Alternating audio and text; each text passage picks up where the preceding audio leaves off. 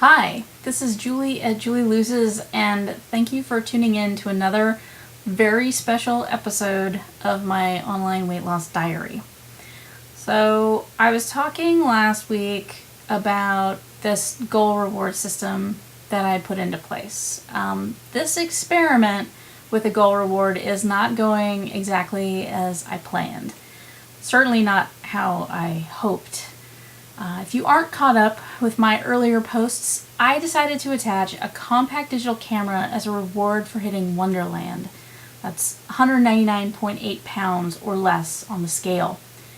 Overall, I think the idea of setting goals and assigning rewards is a good thing.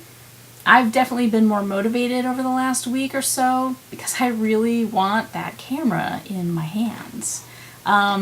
One of my objectives for this blog is to be completely open about the experience, and thus I have to be honest about this goal experience in particular. Basically, I do not think that assigning weight-based goals and rewards for those is the best idea for me. Now, please note the for me part because your mileage may vary. While I have been more motivated to push myself in my workouts and to keep my eyes on that proverbial prize, I'm not proud of this morning's activities surrounding my weekly Tuesday weigh-in. It's hearkening back to the earlier months on the program when my weekly numbers were a little too important to me and I would engage in regular intermittent fasting each Tuesday morning before my dietitian appointment. So on with today's confession. Yesterday, I made the irresponsible decision to taper off my water intake. I drank a bunch of tea, hoping that it would flush out my system, and didn't get in my normal 8 or more cups of water. This morning, instead of getting up at a reasonable time and adhering to my normal weigh-in routine, let me just stop here and give you a TMI alert. There is going to be a little too much information regarding biological processes, so if you're squeamish or not into that kind of thing, I would just fast forward about a minute or so. So getting back into it, I find I typically have a bowel movement first thing in the morning when I get up, and then after I eat breakfast, I have another one about an hour or so afterwards. So this morning I waited until I would be really ready to have kind of both taken care of. And that turned out to be around noon, and I thought I would get the full benefit. So in addition to waiting so long to weigh in, I also refrained from drinking anything or eating anything before this weigh-in. Now, when the number on the scale didn't quite meet my goal of Wonderland, I forced myself to try to eliminate more waste material to reduce by mere ounces. I did this by leaving the faucet running my hand underneath it, trying to arouse the need to urinate. I was rubbing my belly to promote additional number 2s, running around the house. You get the idea. I didn't eat until like an hour ago, after I finally gave up and resigned myself to the number that I saw on the scale. Now that number, mind you, was nothing to scoff at. I'm down 1.8 pounds this week to 200.0 pounds. Now, this may explain a little bit my ridiculous desire to go just a little more to try to break into the 100s, but it certainly doesn't excuse my actions. This is the dark side of weight loss for me, the unhealthy side. And instead of celebrating a perfectly respectable 1.8 pound loss, I find myself feeling deflated. And if I had achieved that 199.8 pounds or less on the scale after doing what I did this morning, I don't think the achievement would have felt as sweet. There'd be some bitterness and some regret. I feel it even now. It's not a nice feeling. This isn't how reward systems are supposed to work, right? I definitely feel like I should celebrate hitting Wonderland in some way.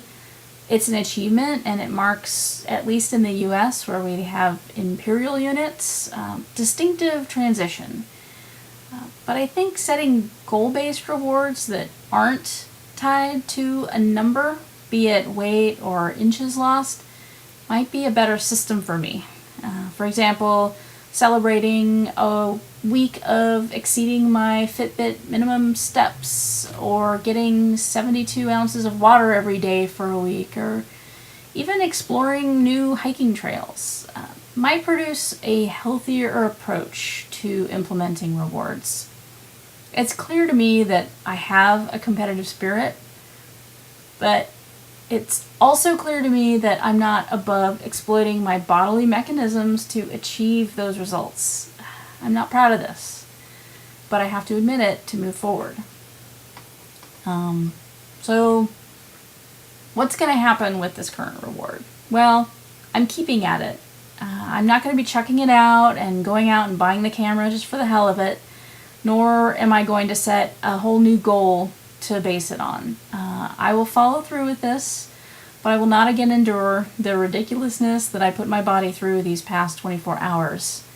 I'll get up and look forward to whatever result I see on the scale tomorrow morning and the day after, same as usual. But I won't waste half my day waiting for my biological systems to catch up with my desires.